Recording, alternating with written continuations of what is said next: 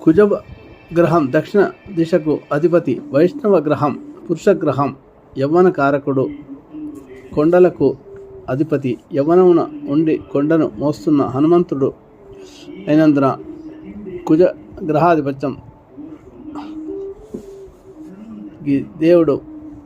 అధిపతి దేవుడు హనుమంతుడయ్యాడు. ప్రసిద్ధమైన హనుమాన్ దేవాలయాలు దక్షిణముఖంగా ఉండడానికి కారణం ఇదే. అలాగే శుక్రుడు ఆగ్నేయ దిశకు అధిపతి. శైవగ్రహం స్త్రీ గ్రహం, శైవ సంబంధ స్త్రీ సంబంధ దుర్గాదేవి అయినందున శుక్రగ్రహాధిపత్యానికి దుర్గాదేవి ఆరాధిస్తారు.